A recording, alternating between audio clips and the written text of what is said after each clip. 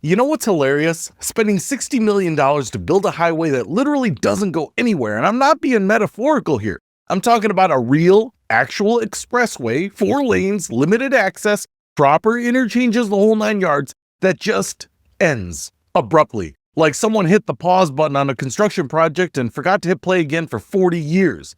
Welcome to the Amstutz Expressway in Waukegan, Illinois, also known as the Road to Nowhere. Also known as Lake County's most expensive joke. Also known as the place where Hollywood goes when they need to film car chases without inconveniencing actual commuters, because there aren't any.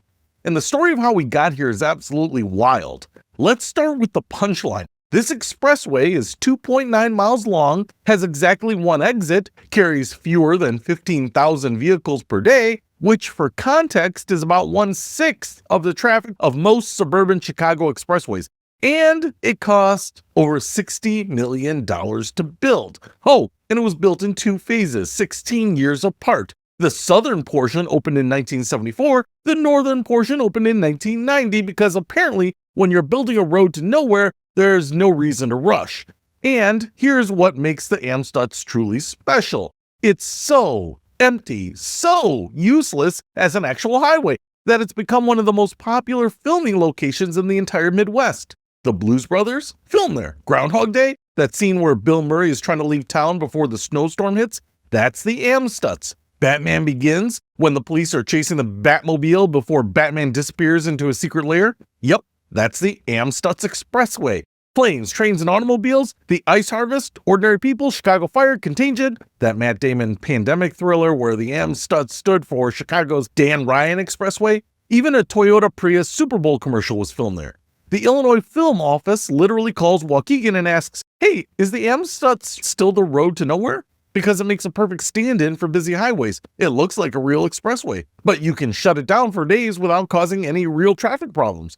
As Waukegan's director of public relations said back in 1998, we don't charge a rental fee either, just what it costs for public works and police to close it. So yeah, Waukegan's most expensive infrastructure project has found its true calling, pretending to be other highways and movies. But let's back up and talk about how we got to this magnificent disaster in the first place, because the story starts way back in 1906. Yes, 1906, before most cars even existed, when someone had the bright idea for a lakefront industrial highway that would connect the factories along Lake Michigan north of Chicago.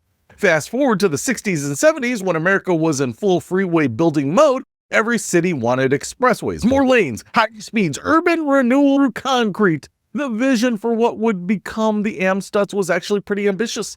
The plan was to build a major expressway that would run from the Tri-State Tollway, that's I-94, about 3 miles west of Waukegan, all the way up to the Lake Michigan shoreline to the Wisconsin state line. The idea was that it would serve as an alternative to I-94, easing congestion and providing easy access to the industrial waterfront areas of Waukegan and North Chicago. This made sense at the time because Waukegan's lakefront was packed with factories. You had the Outboard Marine Corporation making boat motors. You had Johns Manville manufacturing asbestos, before we realized asbestos kills you. And you had all kinds of industrial operations. Plus, North Chicago had the Naval Station Great Lakes, which needed good highway access. So in 1972, the plan was formally adopted. Build this sucker from Northbrook to Wisconsin. Let's do this. Except they didn't. Here's what they did build. A 1.3-mile stretch in North Chicago from Buckley Road to Martin Luther King Jr. Boulevard, and a 2.9-mile stretch in Waukegan from Genesee Street north to Greenwood Avenue. That's it.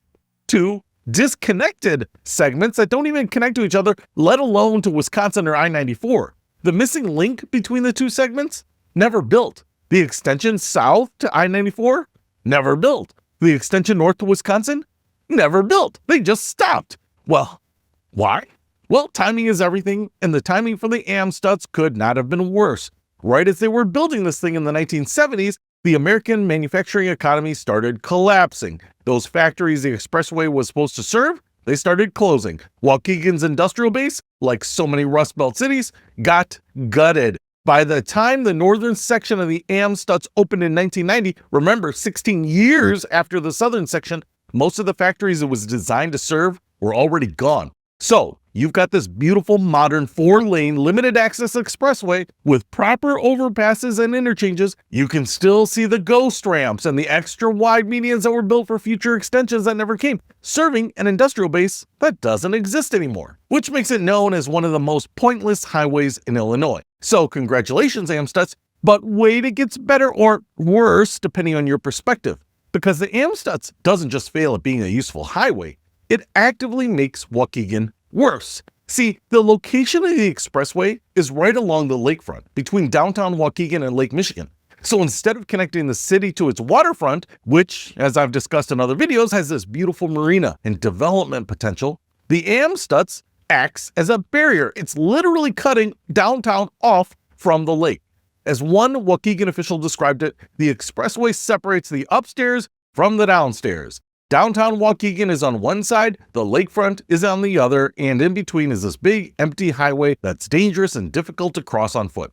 This is particularly frustrating because Waukegan has been trying for decades to revitalize its lakefront and connect it to the downtown. They've got master plans, development proposals, marina improvements, all this effort to transform the waterfront into a mixed-use, pedestrian-friendly area. And the Amstuts is just sitting there like a concrete middle finger saying, nope, you can't connect those two things. Now, you might be thinking, okay, so it's useless and it creates problems. Why not just tear it down? Great question. They've been talking about that since the early 2000s. Various proposals have been floated over the years. One idea was to just demolish it and move the nearby railroad tracks onto the expressway right-of-way. Another proposal suggested building a 200-room hotel and conference center on a massive deck erected over the expressway downtown, because if you can't get rid of the highway, just build over it, I guess. And here's where it gets interesting. There's actually momentum building to remove or boulevard the Amstuts. In 2025, the Congress for the New Urbanism, which tracks unnecessary urban highways across the country, included the Amstuts Expressway on their Freeways Without Futures list. This is a big deal because CNU has successfully advocated for highway removals in places like Milwaukee, Rochester, and San Francisco. The current plan being studied would do three things. 1, remove the southern portion of the Amstuts entirely. 2, create a capped park over a section of the expressway in downtown, basically creating a park deck that lets people walk from downtown to the waterfront. 3, convert the northern portion into a regular boulevard, slower speeds, better pedestrian access, actual connections to the street grid. This makes sense because the current traffic volume is only about 5,750 vehicles per day. And that number has been decreasing over the years. A normal boulevard could easily handle 4 times that amount of traffic. But here's the catch. Even though everyone agrees the Amstuts is a problem, even though removal plans have been discussed for over 20 years, nothing has actually happened. Because removing a highway is expensive, requires coordination between city, state, and federal agencies, and nobody wants to be the one who pulls the trigger. So for now, the Amstuts just sits there, getting repaved occasionally. They just did crack and joint sealing in 2023 because even roads to nowhere need maintenance. Still carrying a paltry 15,000 cars a day, still separating downtown from the lakefront, still serving as Hollywood's favorite fake highway. There are a few funny side effects of having this weird empty expressway. 1, it became a de facto drag racing strip before they increased police presence, primarily because it was long, straight, empty, and a big wide 4-lane highway with nowhere to hide. Yeah, that's going to attract street racers. 2, the city hosted Bike the Amstuts festivals where they closed the expressway and let cyclists ride the entire length with live music, artwork, games, and prizes, because if you've got a useless highway, you might as well throw a party on it. And 3, one journalist in 2015 called it a massive purple wart on the city and road. There's nothing about the 2.9-mile abomination and its social, financial, aesthetic, or cultural contribution to Waukegan that could not be improved by unleashing jackhammers to destroy it. And honestly, he's not wrong. But here's the thing that really gets me. The Amstuts is named after Melvin E. Amstuts, who was the Lake County Highway Superintendent in the 1960s. Poor Melvin probably thought he was going to be remembered for building this great piece of infrastructure that would serve the community for generations. Instead, his name has become synonymous with government boondoggles and wasteful spending. His legacy is literally the road to nowhere. That's rough, dude. Actually, it gets even more complicated. Part of the expressway, the North Chicago section, was renamed in 2010 to the Bobby Thompson Expressway after a former North Chicago mayor. So now we've got two people's names attached to segments of the same highway that don't connect to each other and don't really go anywhere. I'm not saying having a road named after you is a curse, but actually in this case, it's totally a curse. The Amstutz Expressway is a perfect example of what happens when highway planning means economic reality, and economic reality wins. You've got grand plans made in the 60s and 70s based on assumptions about industrial growth and car culture that turned out to be completely wrong. You've got construction that happened in fits and starts over decades. You've got changing priorities and declining budgets and factories closing and nobody wanting to admit that maybe we should just stop building the damn thing. And the result is a $60 million highway that serves maybe 5% of its intended purpose and actively harms the community it was supposed to help. But you know what? At least Batman got to drive on it. The broader lesson here is about the permanence of infrastructure decisions. Once you build a highway, it's really, really hard to get rid of it. Even when everyone acknowledges it's a mistake, even when actively making things worse, even when it costs more to maintain than it provides value. The Amstutz has been useless for over 30 years. People have been calling for its removal for over 20 years. Plans have been drawn up, studies have been commissioned, and yet it's still there because infrastructure, once built, develops its own constituency. There are still people using it, not many, but enough that if you close it, those people will complain. There's the State Department of Transportation that owns it and has budgets for maintaining it. There's a film industry that loves it. There's the sheer inertia of, well, it's there, so let's just keep it going. And so the Amstutz endures, a monument to mid-century transportation planning hubris, a testament to the decline of American manufacturing, and apparently a pretty good place to film car chases.